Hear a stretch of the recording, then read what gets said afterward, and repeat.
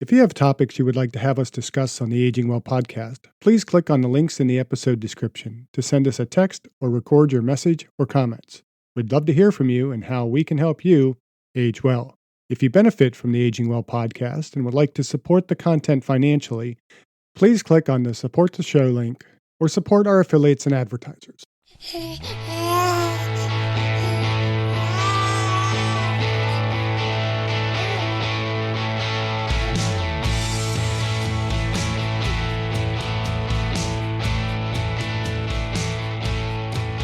Welcome to the Aging Well podcast. I'm Jeff Armstrong here with Corbin Bruton. In this and the episodes that follow, we will share candid discussions on aging and hear from the experts. We are here to inform and encourage as we experience, well, aging. Well, do you know what today is? Saturday? Today is actually episode 50. Today is the golden episode of our Aging Well podcast. Yeah, so we're recording our 50th episode today. I know. I'm excited.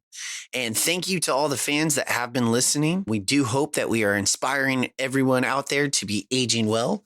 And for those of you that are just tuning in and you're like, wow, 50 episodes, that sounds amazing. We thought today, just like most series out there where they have a little recap of everything, today's episode is going to be a recap of our 50 podcasts. What do you think about that? Sounds good. Okay. All right. So what's some of your favorite episodes or topics that we have talked about over the time? So my favorite topics that we've talked about, I definitely like the one that we discussed, walking while aging. I definitely enjoyed any of the ones that we've done about our 5x5 program. I think it's basic, it's simple, but it's the most effective way. I do like the ones that we talk about where you got to balance your life, right? It's not just all work and no play. You got to balance it a little bit. It's all this whole process of aging and living life to the best and fullest. Living well. I've really enjoyed the interviews that I've gotten to done. I had the opportunity to interview an old friend of mine, John McGuire, twice in episode 4 with Returning to Health and episode 33 in Aging Well in Retirement. I had Sandy Griffin on a couple times. One time was a direct interview in episode 8 with Fitness with Sandy Griffin, but also recording the talk that I gave to her transformation group in episode 28, The Art and Science of Exercise. Phil Yeski, another old friend who is with the United Mitochondrial Disease Foundation. I really enjoyed talking with him about mitochondrial disease and health. Another old friend and roommate to talk about chiropractic care, Marcus Dunn. Carmine Arpaia has come up several times. In episode 19, we talked about successful aging and fitness. I had Coit Cooper on, Jim Harshaw.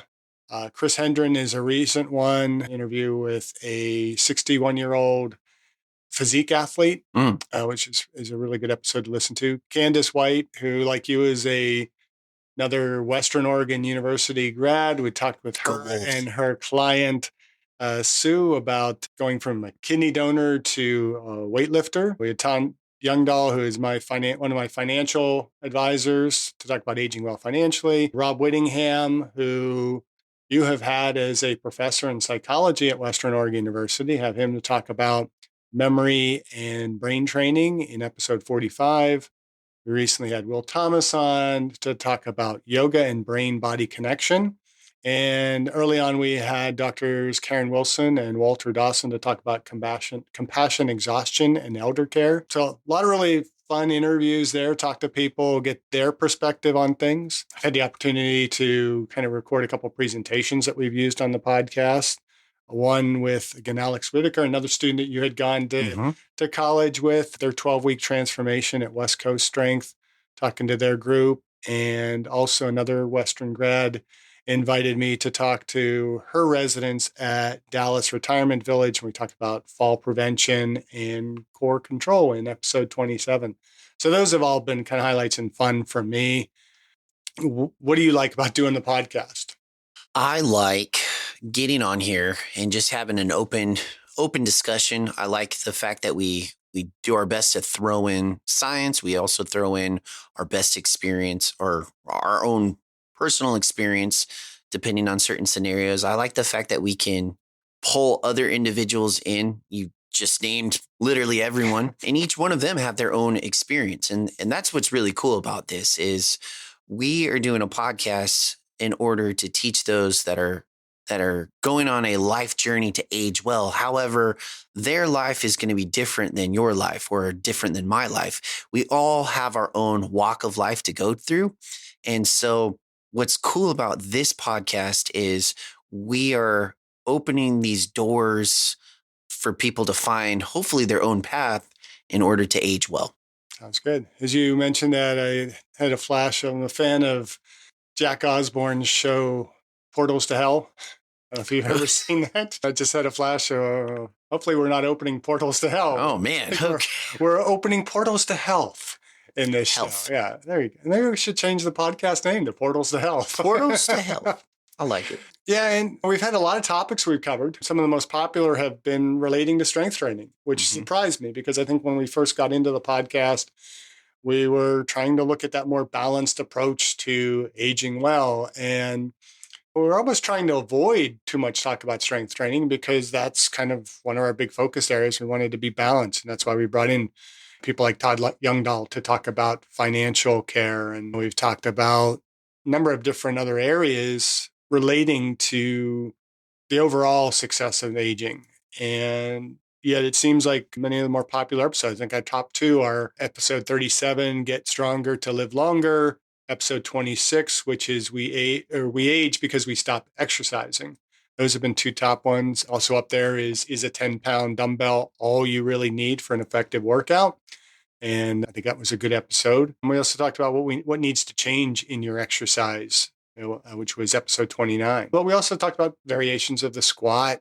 We've talked about overlooked reasons for lifting weights to age well. And as you mentioned, we talk a lot about the 5x5 strength training programs and other exercises and things like that. And I think I really enjoy having the opportunity to kind of share those because as I've been instructing in exercise science for now, this will be my 25th year of PhD university teaching. I had a couple other years at a master's level teaching as well, but I've grown in my thinking and changed in my thinking quite a bit. And that 5x5 and strength training has really come to the forefront of what we should be doing as we age well. We've talked about HIIT versus HURT and types of training. You mentioned walking. Talked about that. We talked a lot about diet. Any of your favorite episodes regarding diet? Yeah, I really like the one. What was it? I don't even remember which episode it was. It was the one where we were really diving into the Mediterranean. Yeah, it was episode 34, the Mediterranean diet and dementia. Yeah. Yeah. Well, I like that one because we brought up a lot of the studies that went along with it.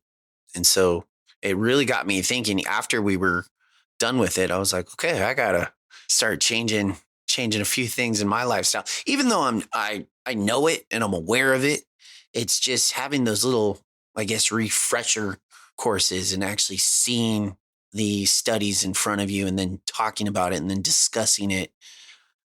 By doing that, it kind of gives you a whole different perspective. You're like, okay, I can't be doing a podcast talking about it. You got to slowly transition or not slowly transition and just dive into the lifestyle change. Yeah. Sometimes I think it's helpful to dive in. Other times I think the whole Wiley approach from What About Bob? Couldn't remember Bob Wiley's first name in the movies. What About Bob?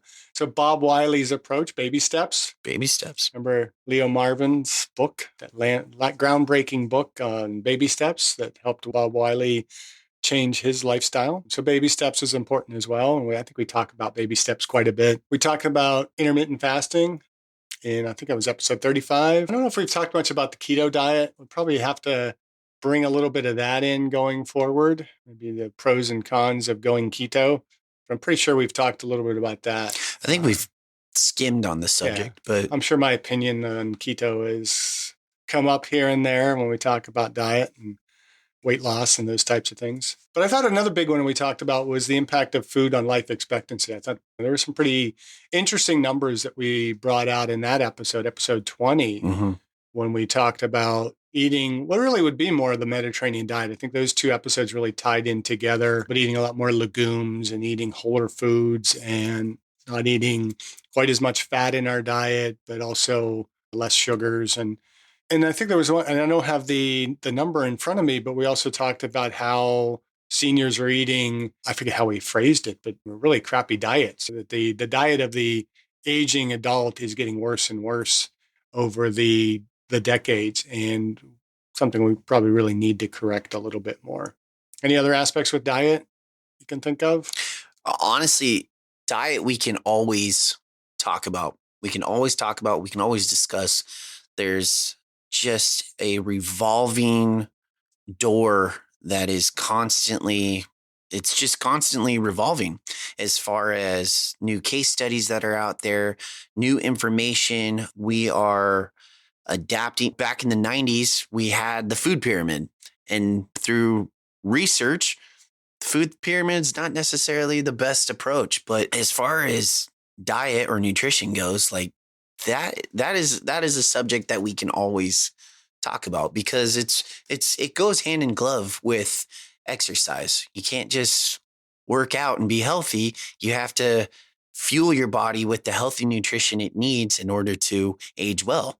Well, and there's so much misinformation out there too, because so much of the diet and fitness industry is driven by marketing of product that everybody is selling their snake oils, and it's hard for people to be able to differentiate the good science from the bad science.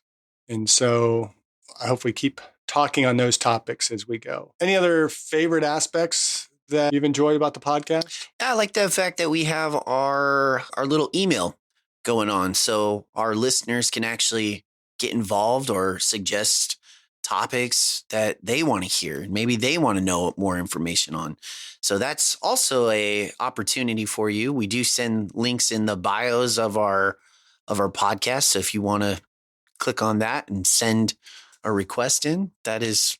Yeah, we've yet to have anybody actually click on that link. So I would hope that people would start utilizing that. They can record their question and we can actually get their own voice on the podcast, so they Right. can engage themselves a little bit more in the Aging Well podcast. So I encourage the listeners to do that as well. We kind of coined the mini pod. We've had a number of smaller, shorter podcasts. Several of those I've kind of recorded on my own. And that's partly why I think we're at 50 so soon in the year, is that I just kind of got a little bug in me or something to talk about a certain topic, and just kind of sat down and recorded it. We talked about the state of healthcare, I think the poor situation we're in healthcare in this country. And that's episode 14. I think people should go back to that. I enjoyed doing the hedonic treadmill, which is just our happiness set point, which is episode 13. I've talked about gratitude, hybrid living. Another one I really liked that we both did, and I'm pretty sure that was one of our mini pods, was find out where we are falling in. Remember the quote from Desmond Tutu that we need to stop just pulling people out of the river. We need to go upstream and find out where they're falling in. I enjoyed that one. I enjoyed recording that one. I think that was a fun one. So didn't we do another one about Willie Nelson as well? Yes, we did. What was that one? Catch me. It was his brand new song that he just came out with. I don't know if that was a mini pod though. I think we planned on having it be a mini pod, and I think it just kind of opened the door up for more discussion. I discussed my epigenetics test with True Diagnostic co-founder Hannah Wendt in episode 162. Epigenetic testing measures baseline and changes in your pace of aging, giving you the power to steer your anti-aging or health and wellness journey in the right direction. I learned that I am aging well. Click on the affiliate link in the episode description, use the promo code AGEWELL, and receive a 12% discount on your epigenetics test and monitor your pace of aging. I'll look that one up. I'm not sure which one that was. But so what are some of the things you've learned from doing the podcast? I learned that our microphones pick up everything. Yeah. That's what I've learned. I've learned that because I have to do the editing. That's true. Dr. Armstrong is a man of multi-talents. Yeah. Editing is on his resume for these podcasts. I've also learned that it took some time getting used to hearing my voice in the microphone. And when I take the headphones off, I'm able to form sentences and words a lot faster. But when I'm hearing myself, I have to slow it down because it's almost a distracting thing. And I kind of lose my track of thought for a little bit. And it's just becoming accustomed to hearing your own voice while you're talking Yeah. in your own ears. I guess that makes. So you've learned about podcasting, and hopefully over 50 episodes, we've gotten a little bit better. But what about specific kind of topic areas anything that you have kind of learned through the process of bringing this podcast to our audience, that whether it's relearning or it underscored something that you have generally always known or practiced, but to kind of feel like, okay, yeah, I have confidence now in teaching this or doing this in my exercise or in my Aging Well program?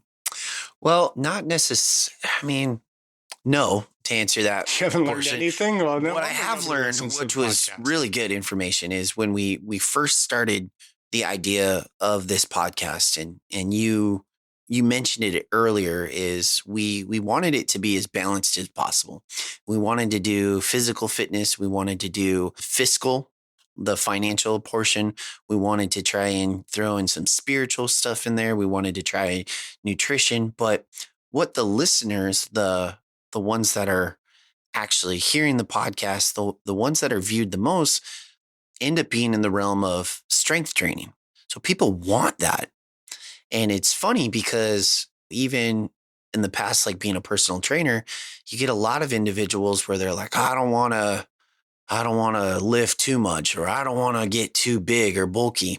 But everyone wants to be strong and everyone wants that longevity of life. So that's a real attention grabbing subject. And that was something, it's like, okay, we know a lot about that particular subject. We know a lot about that area, and it is a huge interest to people. So what's been cool of that is just staying on top of all the research that's out there and just almost giving yourself a little refresher course prior to each podcast, making sure you're giving the correct information that's out there. Because if everyone is really hungry for that information and they're eager to listen to it, let's make sure that we're giving them the correct and accurate information at that time.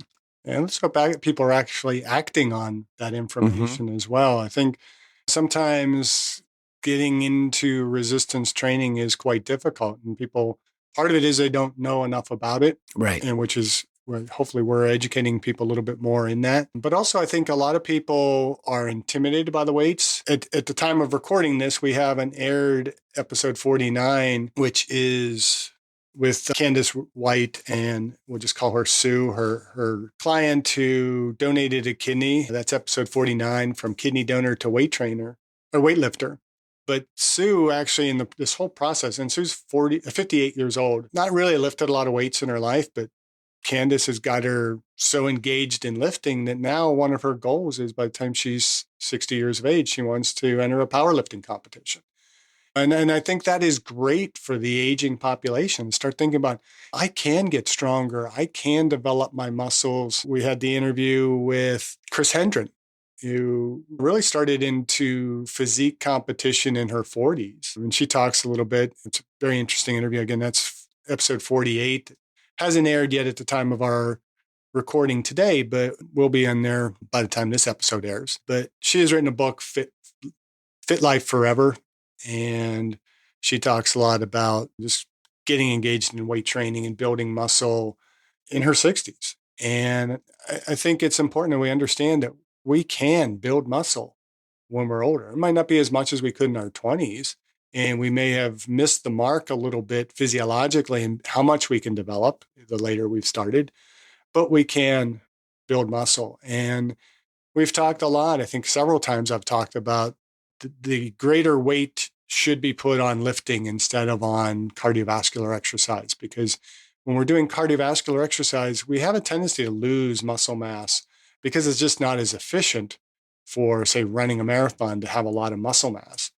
And so the body tends to favor less muscle mass in favor of the cardiovascular development.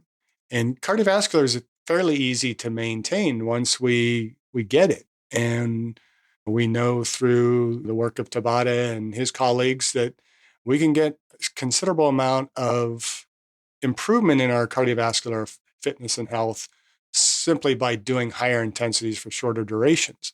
And so our focus needs to shift more towards the strength, because if we do strength and we build muscle and force production and all those types of things, we can do more activity. And the more active we are, the better our cardiorespiratory health is going to be.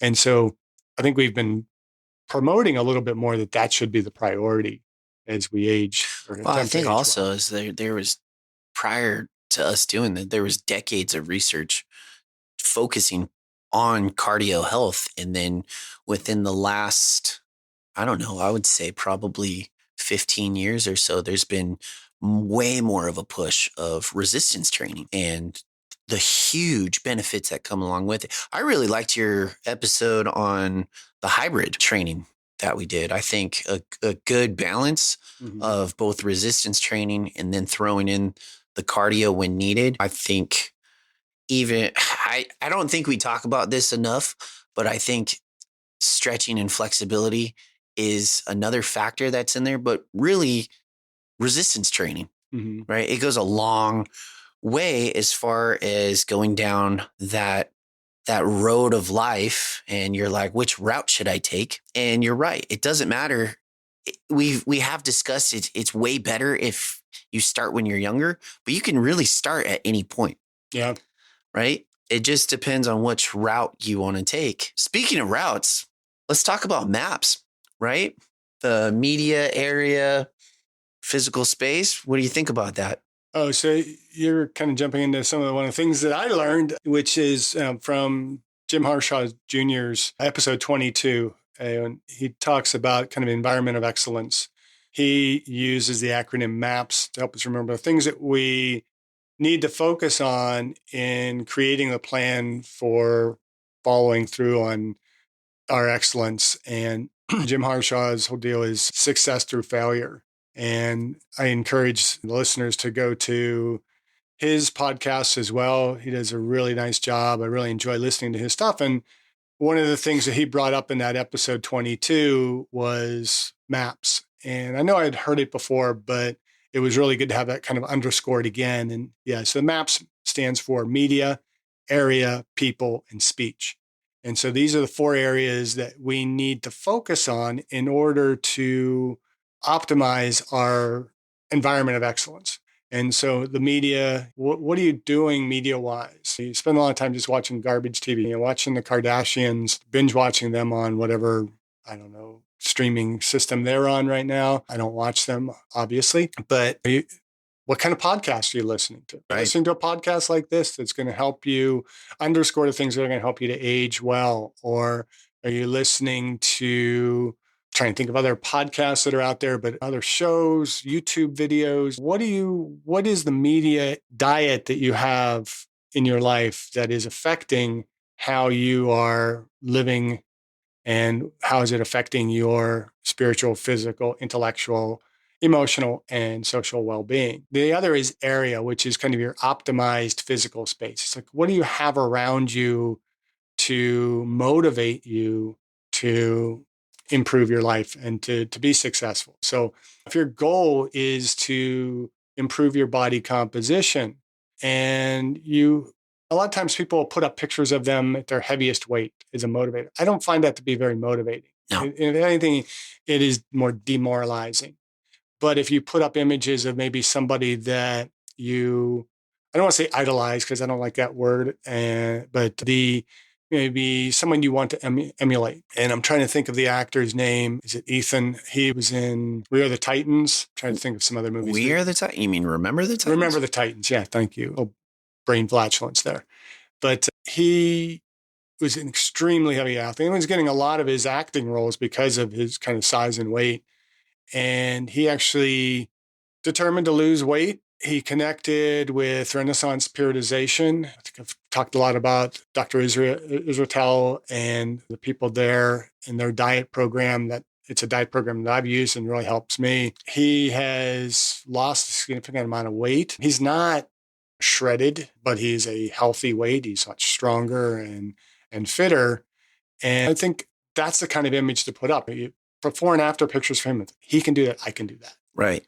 Ethan Suplee. Ethan Suplee. I don't know how I cannot remember that name. It's okay, man. I'm terrible with names. Ethan Suplee. And what's cool is if you actually watch his interview after he went on that journey, he does talk about this. He had a really unhealthy relationship with food, and he just made the simple mind change of it's not food, it's fuel.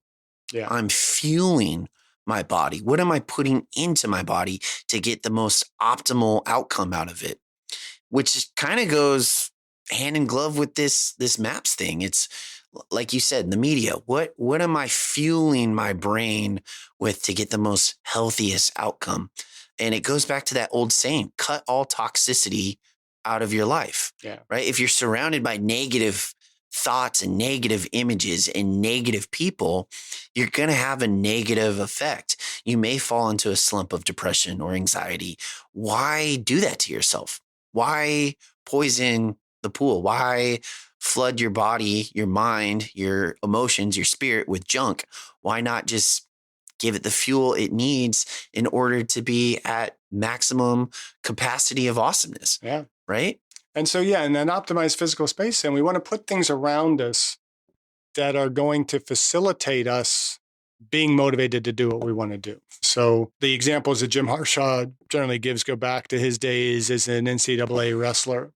And he wanted to be an NCAA champion. So Olympic wrestlers, pictures around them. I mean, people that you want to emulate, you put pictures of them. Or if there's something you want to accomplish, having a picture of that. If you want to improve your financial wealth and be able to buy a better car, put a picture of that car up by your computer somewhere you're going to see it every day. And it's like, I'm doing this for that. Pictures of your children, your family, the things that are going to be positive that are going to optimize that area to make you more motivated are important there.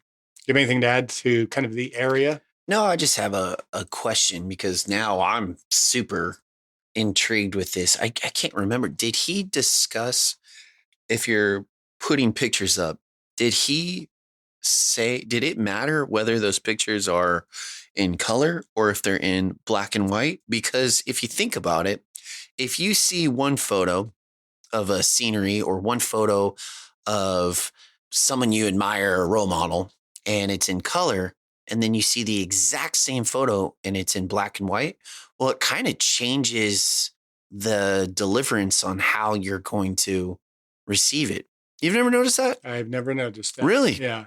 Man, I'll pull something up. Yeah, I don't think it makes a difference to me. I mean, it's the image itself. It's not color, no but maybe way. that just Look works better for this. him. Okay, the most famous photo of Muhammad Ali when he knocked down Frazier. And he went down and he's standing over him and he's saying like, what's my name? And you see that photo in color. It has a way different deliverance than you do when it's in black and white. When it's black and white, it's way more powerful. You'll have to pull some studies up on that. No, I'm telling you. I'm not convinced. It doesn't make a difference to me. And in fact, I think most of those photographs I've seen, and I go back to maybe people like Jim Thorpe, Jesse Owens. I mean, you're not going to see pictures of them in color. So how they become a motivator for me.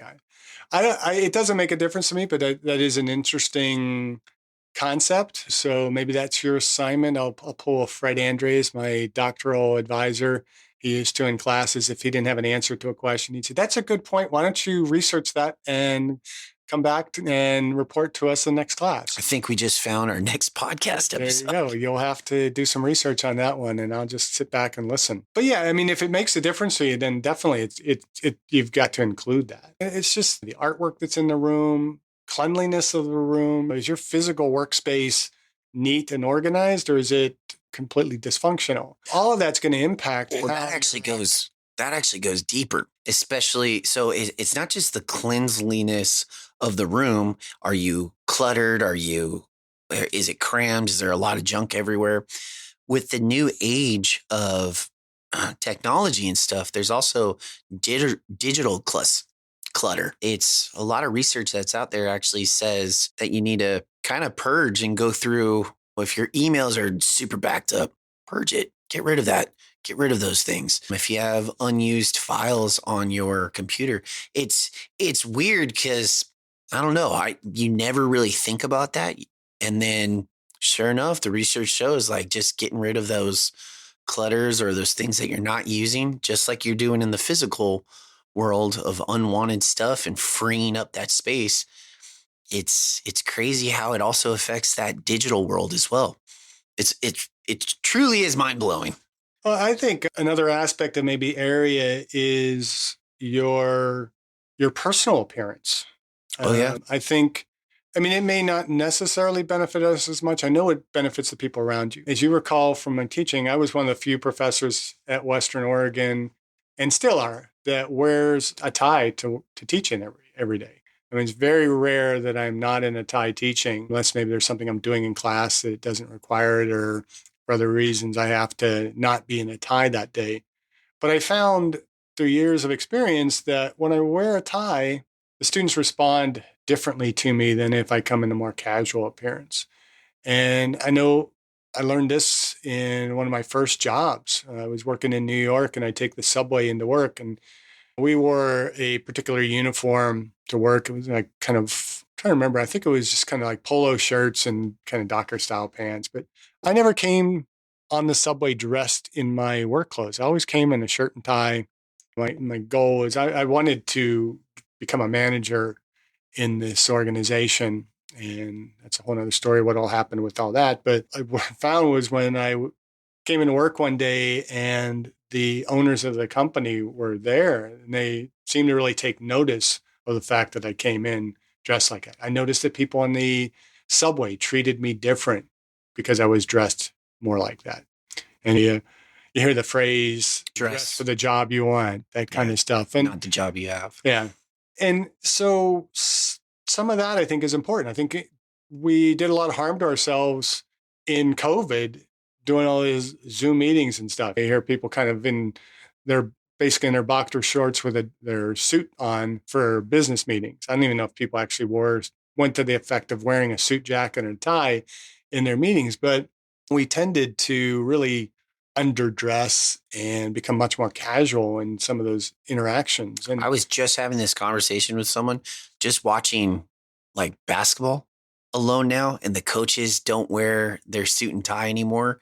I'm so accustomed to seeing that on TV, and now they're in their athletic gear, and you're like, whoa, it's just so weird. Yeah. So it's almost like a weird concept. Well, and if you go back when the era I grew up in, when you went to those events as a fan, you were dressed up more. We used to you travel in an airplane, you would dress up. Now people are as much in slothdom as possible on an airplane. I mean, you're going to see people almost in their pajamas on a plane. And so we've changed in society. I mean, it's been a big adjustment for me moving from the East Coast to the West Coast. And in Oregon, I went to a black tie affair with my wife. And I was one of only 3 people that had a tuxedo on at a black tie event. It's like, why do you call it a black tie event if you're going to show up with a sport coat on and no tie? So, and going to weddings, it's much more casual. It's a very different era. And I think there's good and bad with both of those. I mean, we're not judging people based on how they're dressed as much, but we're also kind of relaxing some of our own attitudes with that. And I'm not sure if that exactly all fits within the MAPS perspective, but I think that is part of our optimized physical space, is the space ourselves, what we create, and the impact that it has on other people becomes very important. And that brings us to the third letter, which is P, which is people. And that's the people that you surround yourselves with. And I'm drawing a blank on who the quote comes from, and I'll probably remember it as soon as we stop recording. But there is one motivator who says that we are kind of the sum of the 5 people we spend the most time with. And there's a lot of truth to that. Who are your closest confidants, your closest friends, the people you spend the most time with? And if they are uplifting, motivating people, they're going to have a much more positive effect on you than people who are very negative, always trying to bring you down. When I taught at Eastern Michigan University, I had a colleague and friend, Charlie Chatterton, And Charlie's now, I think he might be at UConn. I can't remember where he's teaching now, but Charlie is one of the most optimistic, positive people that I've ever met in my life, to the point of sometimes it was frustrating because he and I would go for runs on a regular basis, and I'd be wanting to complain about something or someone. And Charlie was always like looking on the bright side of it. It's like, well, maybe they were just having a bad day or not sure what might be going on in their life. And I'm like, damn it, Charlie. I'm trying to vent and express my frustration here. And you're just being so positive. You're not letting me be negative. And I learned so much from him. It's that you got to be positive no matter what the situation is. I refer to that as Haval, which comes from in Ecclesiastes, where they say that everything is meaningless. It's not really meaningless. It's basically that Haval means mist. It's just it's evaporating. It's going away. It's not important. And I carry a little water bottle in my car that when I get stuck in traffic or somebody cuts me off, I start getting frustrated. I just kind of spray that water bottle and it's like Haval. It's like it's nothing. Just let it go. And being around people that are going to fuel your negativity is just going to keep you negative. But people who are going to pull you out of that are going to help you move forward and be positive. You're going to be more successful around successful people. People who are not successful are not encouraging you because they want to keep you at their level. And so I think people is a very important piece to this puzzle, and surrounding yourself with the people who are going to help you and bring you to that next level. When we talk about hiring a personal trainer, you want to have the right trainer that's going to motivate you, teach you the right stuff, and get you going. But also, from that standpoint, going back to the interview with Candace and Sue, Sue really elevated Candace as well with her positivity. I mean, she'd come in and Candace would say she'd want to trying to take it easy on her because it was after her surgery, after she had donated the kidney, and she'd say, "Okay, let's just try this." And Sue would be like, "I think I can do more." She'd say, "Well, okay, trying to be cautious here, but okay, let's try a little bit more." And it was a little bit more self-motivating, but it gave Candace the fuel to kind of I can push you harder. And so it was this mutual strengthening of one another that really helped them both. Candace become a better trainer and Sue to actually be able to accomplish her goals and to set new goals. I mean, if in the interview, Sue starts talking about how much she likes Yates rows. And most people are not going to know what a Yates row is. It's basically a bent over row where you're a little less horizontal. Your body is a bit more in the upright position. And she talks about how she loves it. So like, I know very few people that can even tell me what a Yates row is. So kudos to you for knowing what that is and being passionate about doing it. So that's people. Any thoughts from your perspective on?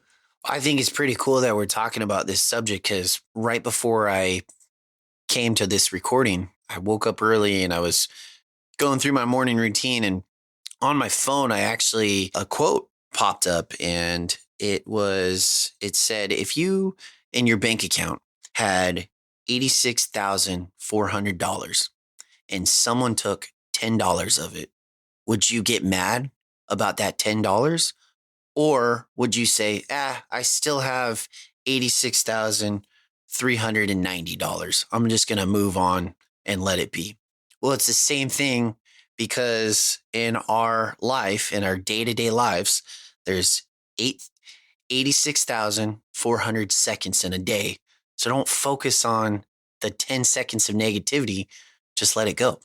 Kind of like what you were saying, it's just in the mist. Haval. Right? Yep. Yeah. Just let it go. And then speaking of quotes, I think I found the gentleman that you were talking about earlier saying we are the sum total of our experiences, be they positive or negative, make us the person we are at any given point in our lives. And like a flowing river, those same experiences and those yet to come continue to influence and reshape the person that we are, the person that we become. I think that was from Tom McCallum. That's not the quote I was thinking of. That's a good quote, though. It is a good quote. I believe it was Jim Rohr. I'm not sure on that one, but it both are good quotes, and I think they both underscore that idea of surrounding yourself with the right people, being in the right environment. And then the fourth point on the maps is speech. That's what inner dialogue do we have? I think I've mentioned before in the podcast, I know I blog about it often, but years ago, a pastor in New York who's an old farm boy from Oklahoma. And he always said, his dad taught him, can't never done nothing. Of course, I cleaned up the language a little bit. I generally say can't never did anything, but there's a certain truth to that. It drives my kids crazy because anytime they use the word can't, I say, no, can't never did anything. And they're always trying to find that exception. Well, can't, no. Can't, there's just nothing you're going to find that can't has done. It's a mindset. Yeah. And so that mindset of positivity, that telling ourselves that I can do this is important. One person I still want to get on the podcast is Andy Lozier, he's not coaching right now. I think he's kind of moved on to just doing more of his kind of side gigs, but he was the head wrestling coach at Sacred Heart, and then he was at Davidson University in North Carolina. But when he was at Sacred Heart, he did a bike ride, 1,000+ mile bike ride from Connecticut to St. Louis to raise money for his wrestling team. And that's an amazing feat because it was in less than a week to get from Connecticut to St. Louis. And St. Louis was where that year the NCAAs were going to be. That's why he chose that destination. But as you're biking that far and you're doing it pretty much alone, frustration really begins to torment you, right? And pain and injury and those types of things. And so at one point he was just sitting on the side of the road. He was tired, sore, hungry, all those kinds of things. And he just kind of started complaining to himself. And he's like, I can't do this. I can't make this. And then he started thinking about, well, no, he started saying, I have to do this, but I can't. And it's just tormenting himself. And he's like, no, I get to do this. There are a lot of people out there who, and I'm paraphrasing him, so it's not direct quotes, but there's a lot of people out there who would love to be able to ride a bike. They can't because they don't have two legs and have other health issues and things. And he shifted his mindset, and he kind of promotes that a lot more now in the things that he teaches and speaks about. But he talks about moving from have to get, or rather than saying, I have to do this, I get to do this. And I think that is the kind of speech that we're talking about there, is just a little twist in the words that we're telling ourselves can have a huge impact on what we accomplish and what we don't accomplish. Well, words are powerful, right? Absolutely. They say words are, the pen is more powerful than the sword, right? Words have a way to positively affect us or negatively affect us. I mean, you look at maybe some of your childhood friends, there was something that was said to them at such a young age that they latched onto, and it kind of changed either their life in a negative way or in a positive way. And that kind of goes back with that old saying, whether you think you can or you can't, you're right. And if you don't believe me on that, if you're like, nah, it's hogwash, try this. Next time you guys are sick, instead of you saying, oh, I'm so sick, start saying, I'm healed. I'm good. Nah, this is nothing. Next time you're in the gym and you are hungry and you want to hit a PR, don't say, I can't do that. That's too heavy. I can't make that time. I can't run this. Start saying, I got this. I'm going to hit that. Today, I'm going to just start saying it out loud. Next time you have an interview, don't say, oh, I just get so nervous when it comes to interviews. Start changing it. Be like, I got this. It's in the bag. They're going to give me the job. Start saying that to yourself. Start thinking like that. And I'm telling you right now, it's life-changing. You can do anything, but you got to believe that you can. And sometimes it's tough, especially if you have gone your whole life of being a negative person and you thought that, oh, I can't do this. It's a little tough in the beginning when you're going through the process of change, but remember, change is good, and just start believing in yourself, believing in your abilities. You can do it. And I would add too, and this is something that Jim Harshaw has also talks about, is having a plan for following through, because we can, alter the media that we're listening to. We can set up our area for success, We can only associate with positive people. We can do our daily affirmations. I'm good enough. I'm smart enough, and doggone it, people like me every day. And it might not get us anywhere. And I like the book by Napoleon Hill, Think and Grow Rich, but I have issues with it because it's more than just thinking and growing rich. When I read that book or when I think about that book, I tend to think of The Thinker, the famous statue. Thinking. I was thinking the exact same thing from Night at the Museum. I'm thinking. And you just sit there and you can sit and have a positive attitude. I'm going to do this. I can do this. You can journal and put all the daily affirmations in. But until you get off your ass and actually do something, you're not going to accomplish it. Ooh. And so we have to have that speech, but we always also have to follow that speech with action. And that's where I think the people come in, and the area helps to feed that action a little bit more, and the media helps support it. But the speech has to be followed up with action. Yep. And we also have to think about the outside dialogue. What are people saying to us? What are we hearing and allowing people to say about us? And you often hear the phrase, we've been given 2 ears and one mouth so that we listen more. Mm-hmm. But we also have to be selective in what we're listening to. And I kind of like to think that, okay, yeah, we got 2 ears, but we also have 2 middle fingers. And if we're getting this negative talk from people, just tell them what they can do with it and move on. We can't let ourselves be bombarded by people that want to bring us down. Use those 2 middle fingers and get rid of that negative influence and seek out the positive outer talk. The people that are going to say, hey, no, you got this. You might not have gotten it today. You might not be tomorrow, but keep doing this and you're going to get there. At work, I always tell my staff, we don't make mistakes. We make learning opportunities. It's okay to fail. Now, a lot of people have not only a fear of failure, a phobia of failure, but it's not, you only truly fail if you never try. That's the only time you're going to 100% fail. But if you are trying and through your failures, you're growing and learning and adapting and becoming a better version of yourself or striving to hit a goal, you're on the right path. Every single person has done it. Now, I know someone's out there listening and they're like, well, I have anxiety or depression. We can relate. We had an entire podcast about that subject in the beginning. We're not saying it's going to be easy. We're not saying it's something that's going to happen instantly overnight, but it could, right? It starts with that mindset of, I can do this. And if you allow fear to consume you and you start believing that you're not good enough, get out of that mindset, because you are good enough and you are talented. And I don't know who's listening to this right now, but I'm talking to you, person who's having self-doubt.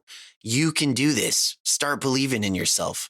Whatever it is that your goal that you want to achieve, wake up tomorrow or wake up today if you're listening to it, and just take that baby step to start heading towards that direction.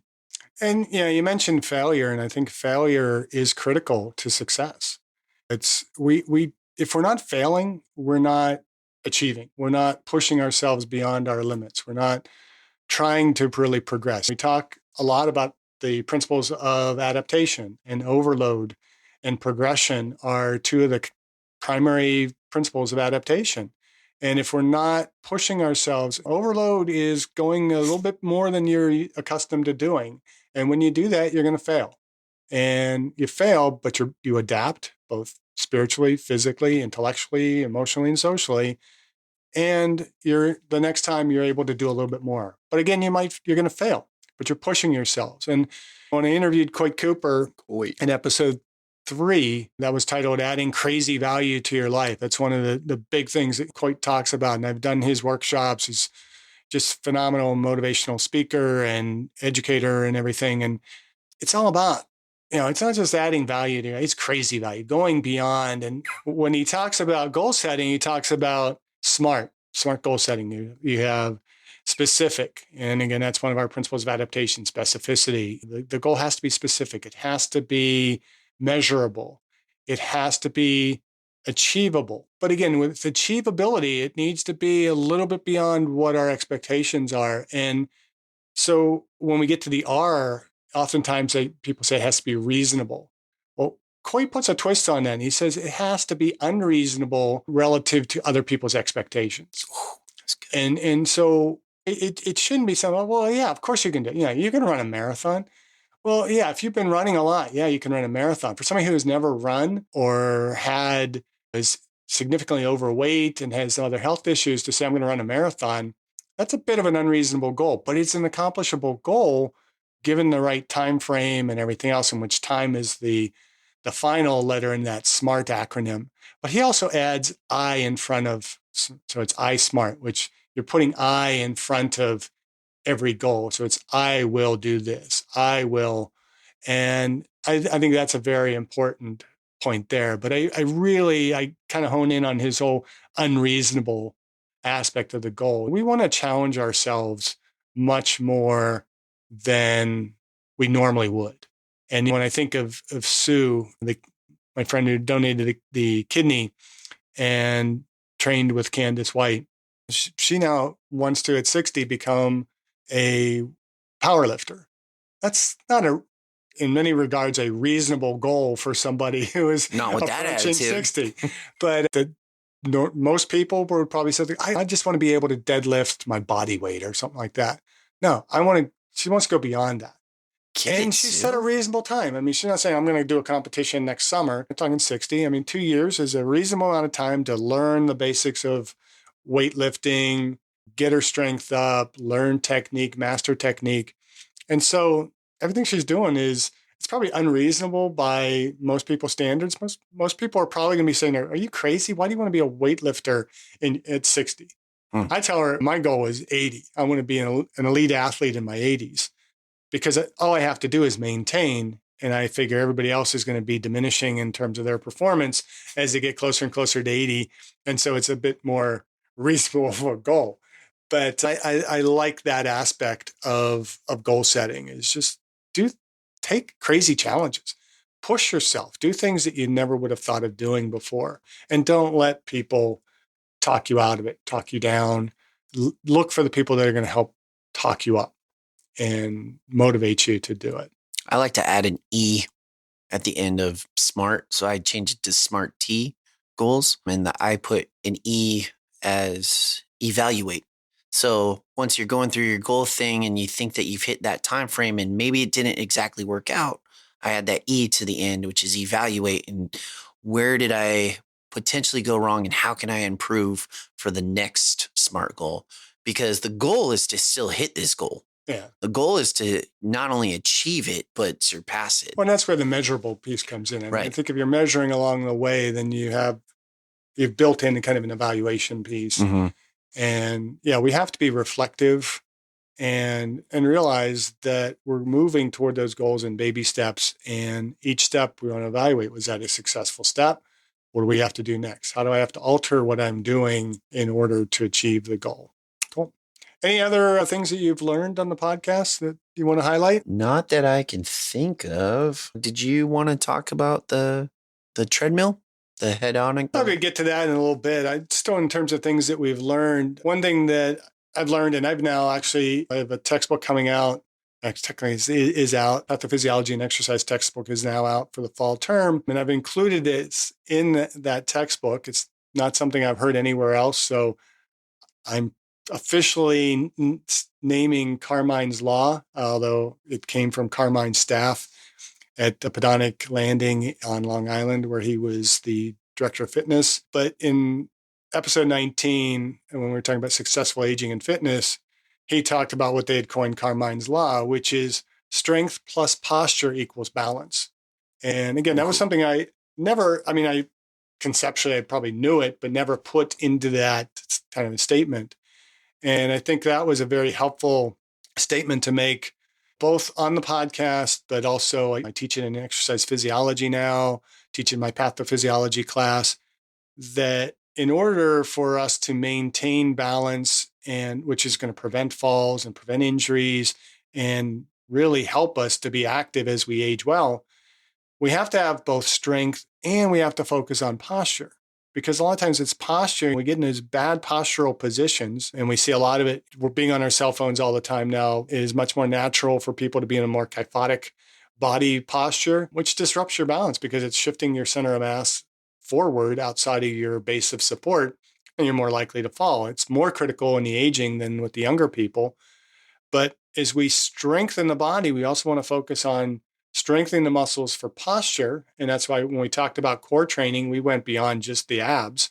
We talk about building posture so that your body is more upright, your spinal alignment is proper, having strength on top of that. Posture contributes to strength, strength contributes to posture, but all of that is going to have a positive effect on our balance. Well, yeah. Well, not only that, but it's a positive effect on how we carry ourselves and how other people perceive us when we walk into a room. Like, what's up with this guy? Yeah, He's walking with authority. He's walking with power. Like, I want something's awesome about that person. And I think even, and again, going back to the MAPS idea, is how we carry ourselves feeds back to ourselves. Mm-hmm. There's certain neurological feedback loops that feed our emotions. And when we walk with a confident stance, we tend to be more confident. And that confidence feeds having a more confident posture.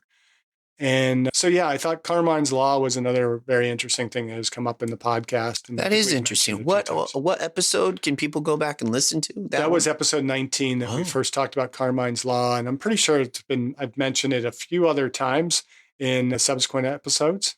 But kind of you had brought up the hedonic treadmill. And I had that on my list of what I perceive to be probably what I think is the most under-listened to episode. As we look at how many people have listened to various episodes, the numbers range pretty broadly. But episode 13, hedonic treadmill, I think to me surprisingly has a little bit lower numbers. I thought it was a pretty good. Maybe it's vanity or ego that's telling me it was a pretty good because it was a kind of a solo micropod. But I did it because I'd also written on it in my blog a while back. And it was something that somebody had presented to me. I think it was another former student had said, hey, have you ever thought about writing on the hedonic treadmill? And I had never heard of the hedonic treadmill before. And so I researched it. And it's basically our happiness set point. And the idea is that we, like our body composition, or body weight, we have a set point for our happiness. And we just get used to being at that level of happiness. It's like, oh, you ask me, how you doing? Oh, I'm doing pretty well. Well, what's pretty well? And they think they're doing well because, okay, I'm not in the hospital. I have a job. Nobody has died recently. My car hasn't broken down in 6 weeks. So I'm feeling pretty good. Everything is good. But you're setting a really low threshold for happiness. Every person has their own perspective, kind of like how you taught us in our motivation of interview course when we're doing that motivational interview right in the beginning of taking on a new personal training client. What's your goals? Well, I want to be fit. Well, what does fit mean to you? Yeah. It's kind of like that. Each person has their own. Okay. Yeah. And so it's walking on that treadmill where we just tend to kind of maintain the same level of speed. If you're using the treadmill analogy, you kind of just keep walking to the same pace and we become content with that. We feel like that's happy, but we want to ramp that up a little bit. We want to keep adjusting that threshold for happiness up a little bit more. And ultimately our happiness becomes greater. I mean, happiness is really a relative kind of term, but we become content with where we are. And if things get worse, then we just become less happy rather than maybe taking those circumstances that might ordinarily make us less happy, turn those around to be, okay, well, what am I benefiting from this? If I've ever been asked the question, if you could go back in time, what would you change? I've kind of come to the conclusion that my answer will always be nothing. Because if I change anything in my past, even though it might have been one of the worst things I could have done to a person or worst thing that could have happened to me, changing that one event is going to have a cascading effect on my life that may put me in a very different position now good or bad. And I believe I'm where I'm supposed to be, and the circumstances of the past have led me to that point. Now, what I choose to do in the next moment is very different, but I'm not going to change anything in the past. And that's kind of that whole set point idea. I mean, what I am doing is what I can do now, and I can choose to be happy or I can choose not to be happy. It's a choice. The circumstances of my past do not dictate whether I'm happy at this moment or not. So what you're saying is in episode 13, the main overall thing is you don't want to be stagnant. And the happier you are, the more joyful you are, the more it's ramped up, the farther along the journey, the more miles you are getting through that road of life or through the treadmill of life, because you can't go backwards on a treadmill, right? You're always moving somewhat in a forward motion. Okay. Is that what I'm hearing? And Yeah. It's all about happiness, and you don't want to fully stop that treadmill, because then you're not moving. And if you're going too slow, is that what I'm hearing? Episode 13 is all about? Yeah, more or less. Wow. The hedonic treadmill, or this happiness set point, is just a theory that our happiness is relatively stable. Life's changes, whether they're positive or negative, are only going to have short-term effects on our happiness.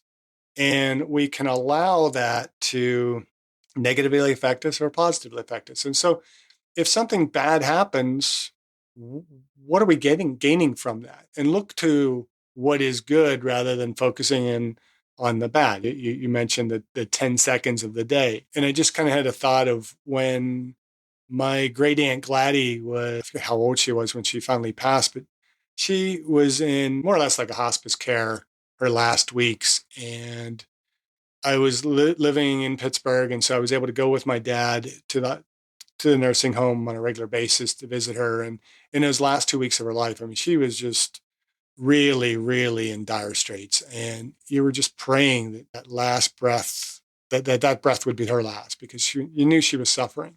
And I couldn't understand why she's just holding on. Why she'd kind of expired air, and then you think, okay, that was it. And then also she'd take a deep breath in. You're like, why, God, why are you letting this poor woman suffer? And as I got past all that, I realized that was an opportunity to change my dad and my aunts forever. Because my grandparents were already passed. They were the only family that Gladys had left. They were there on a very regular basis, the three of them, and they had not been as connected as they should have been as brother and sisters. And they had been kind of drifting apart, and there was certain frictions and things like that. But that pulled them back together and changed their relationship. And my dad, from that point on, and his sisters, as best as they could, really, really got along well, or at least focused their energies a little differently toward each other. And I wholeheartedly believe that 2 weeks of Gladys suffering was for the purpose of them reuniting and bonding together over her suffering. And so I take a very different perspective when it comes to suffering. I look for what's the purpose behind this. And I kind of think of this in terms of that hedonic treadmill. It's like I can choose for something bad to bring me down, or I can choose for it to be a positive in my life and to bring me to the next baby steps in my pursuit of my purpose in life. Well, it seems like episode 13, which is surprisingly one of the lowest ones, but it seems like it should be one of the highest ones, because it seems like it's a great tool to help people with their journey of aging well. In fact, all of our podcast episodes are wonderful tools if you're going down this journey to age well. And that's the whole goal of this, is to help people with their fitness, their joy, their happiness, their nutrition, their physical things. Thank you so much for sharing the 50 episodes with us. We've got a lot more in stored for you, but hopefully you can use these as tools to age well. Thank you for listening. I hope you benefited from today's podcast. And until next time, keep aging well.